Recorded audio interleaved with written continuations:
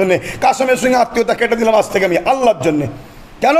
ও কোরআনের দুশ্মনের সাথ দিয়েছে। যদি কোরআন আগে হয় তাহলে কাসেম আমার ভাই, পরিবারের সম্পর্ক বাদ দাও।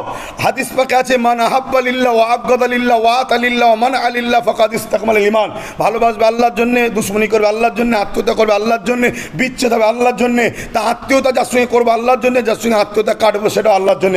কাসেমের সঙ্গে আত্মীয়তা কেটে দিলাম আজ থেকে আমি আল্লাহর জন্য। কেন? ও কোরআনের দুশ্মনের সাথ দিয়েছে। কেন?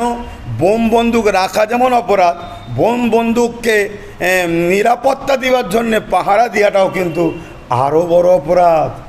টিএমসির দূষণ, টিএমসি ভাইরাস, কাসেমকে টিএমসির ভাইরাস লেগেছে। টিএমসিতে যেই ঢুকে গেছে অমনি টিএমসির মতো কথা কাসেম বলছে।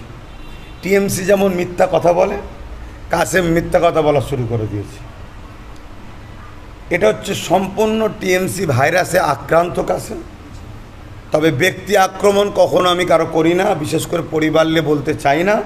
কিন্তু কাসেম ইসলামের ওয়াকাফের দুশ্মন, কোরআনের দুশ্মন, টিএমসির সঙ্গে নাম লিখিয়েছে, তাই তার বিরুদ্ধে আমি কথা বলি।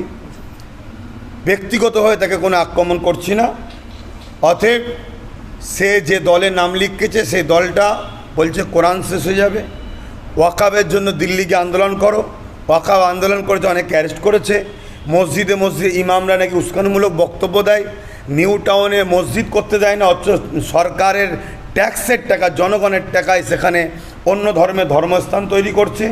এরকম একটা সমাজবিরোধী, সংবিধান বিরোধী, ইসলাম বিদ্বেষী একটা রাজনীতির দল যেমন বিজেপি এবং টিএমসি, একই সেই টিএমসিতে নাম লিখিয়েছে কাসেম। সেই নাম লিখানোর জন্যে টিএমসি ভাইরাসে সে আজকে মিথ্যা কথা বলছে। তবে মিথ্যা কথা বলতে গিয়ে সে যে নিজের ফাঁদে মানে কবর নিজে খুঁড়ছে বুঝতে পারছে না। কেন? বোম বন্দুক রাখা যেমন অপরাধ, বোম বন্দুককে নিরাপত্তা দেওয়ার জন্যে পাহারা দেওয়াটাও কিন্তু আরও বড় অপরাধ। যদি কোরআন আগে হয় তাহলে কাসেম আমার ভাই, পরিবারের সম্পর্ক বাদ দাও। হাদিস পাকে আছে মান আহাব্বা লিল্লাহ ওয়া আবগাদা লিল্লাহ ওয়া আতা লিল্লাহ ওয়া মান আলিল্লাহ ফাকাদ ইসতাকমালাল ঈমান। ভালোবাসবে আল্লাহর জন্য, দুশ্মনী করবে আল্লাহর জন্য, আত্মীয়তা করবে আল্লাহর জন্য, বিচ্ছেদ হবে আল্লাহর জন্য। তা আত্মীয়তা যার সঙ্গে করবো আল্লাহর জন্য, যার সঙ্গে আত্মীয়তা কাটবো সেটা আল্লাহর জন্য।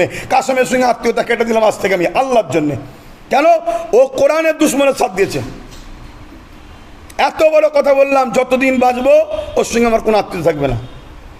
ও আমাকে ব্যক্তিগত আক্রমণ করেছে, আমার বাড়ির ছাদে বোম রেখেছে আর রেখেছে, ওসব কথার কোনো ভ্যালু নেই।